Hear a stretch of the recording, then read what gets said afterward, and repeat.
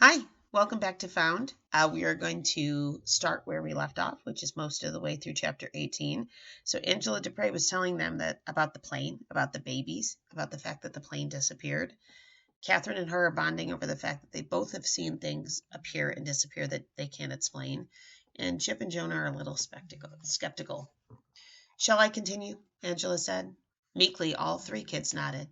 Before I knew what was going on, there were FBI agents there at the airport, and police and airport officials and airline officials and all kinds of other officials that I couldn't even identify, Angela said. They were treating this whole airplane thing like a crime scene, a mystery to solve. But there were still all those babies. And when one started crying, they all started crying. So you could just tell it was driving the official types crazy. They organized this baby brigade, and they had all these people carrying all these babies off the plane.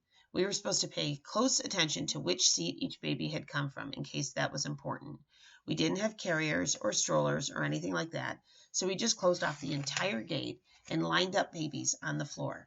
We were just lucky none of them were old enough to be crawling yet.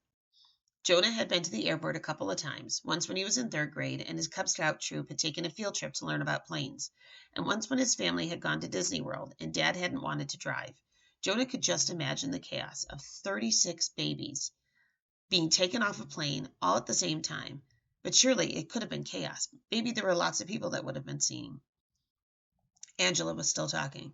The moment we had all the babies off the plane, all the agents and officials and airline personnel were off the plane too because they were trying to get the babies sorted out. It was at that moment that I looked back. I could see the plane, just like normal, just like I could see the carpet under my feet or the rubber lining around the door or my hand in front of my face. It was there, and then it was gone. There was nothing there except air, and I could see straight out to the runway lights and the satellite dishes and the highway. Even now, 13 years later, Angela's voice was still full of wonder, like she was still amazed, like she was still stunned. And once again, you were the only one to see this, Chip said, making no effort to keep the skepticism out of his voice. Angela turned her head sharply. No, she said. Monique saw the plane disappear too. Monique Waters, she was my boss. But later, when Monique saw how things were going, she denied it all. She was the one who filled out the disability papers, saying that I was delusional and prone to hallucinations and unfit to stay working at Skytrails. How do you know she saw it disappear? Chip said. Because she screamed, Holy crap, where did the plane grow? Angela grinned slightly.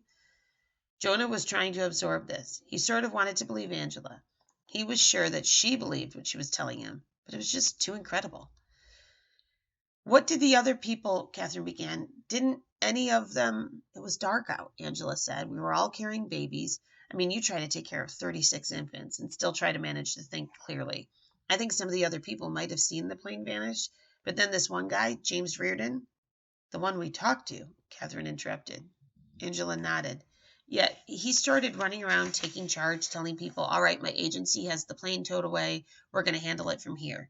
We'll advise you if we discover something that's relevant to your department. Thank you for your help. And later, I kind of wondered. Maybe some of those people, they had seen weird things like that before, and they decided to pretend it didn't exist, like to be able to keep their jobs. I mean, it was close to Christmas. They were happy to be sent home. Of course, none of them had seen the plane appear from nowhere and vanish into nothing, so they could believe an official story easier. Nobody went to the news, Chip said. Nobody put it on the internet. Not that the plane vanished, not that there were a mysterious bunch of babies. Didn't we make CNN?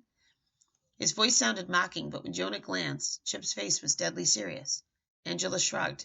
The internet was not the same big deal as it was today, she said, and we weren't supposed to contact newspapers or TV. James Reardon had us all sign confidentiality statements, but I refused to sign it.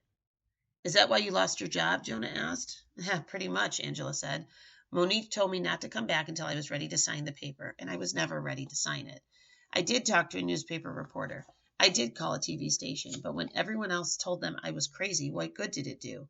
She held her hands out, a gesture of helplessness.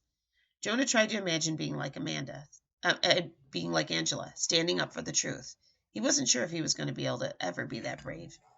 Why did it matter so much to you? Chip asked. Because I know what I saw, Angela said.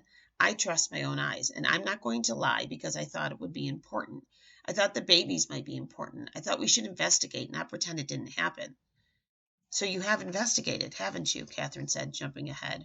Her eyes were glowing like she had found a new hero. Well, I guess that's one way of looking at it, Angela agreed. The more common view would be that I've become a total crackpot and total obsessed with it. My own family thinks I'm crazy now because I tell them that I think my phone is tapped and that the government is watching me. But sometimes paranoia is justified. I get paid right now for doing absolutely nothing, even though I've called many times and said I don't deserve disability pay. So I've been using that money to research and to study physics. Physics? Catherine repeated. Clearly, that's not the answer she expected. Well, yeah. Angela looked down at her hands. Jonah noticed that she had her fingers knitted together, like she was really tense. Look, you're not going to believe me anyway, so maybe I shouldn't tell you this next part. I've been working on this for 13 years, and it's gotten me nothing but scorn and mocked. I've got no confirmation, no sign that anything I believe is true, at least not since that first day. So maybe I should just pat your heads, tell you to run off and be good children for your parents, and don't worry about where you came from.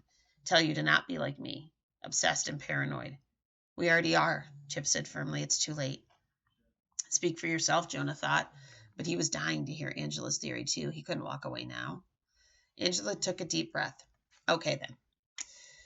One thing I saw that nobody else did, though I did report it when I was debriefed, before they started talking about confidentiality statements, was this insignia on a plane.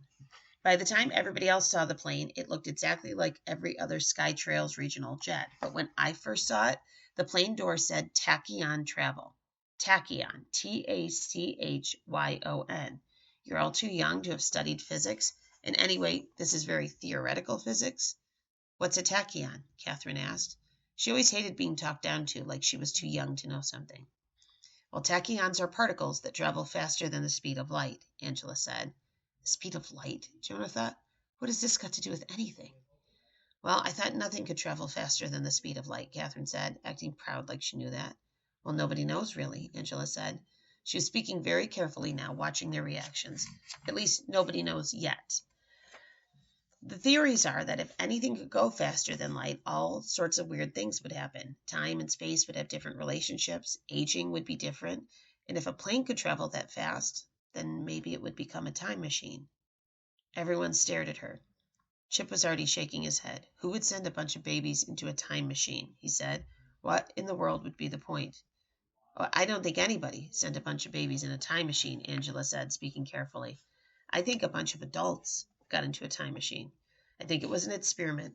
I think it was their first experiment with time travel. I think they didn't understand the effects, and they didn't realize what could happen if they arrived in our time. She paused, trying to let that sink in.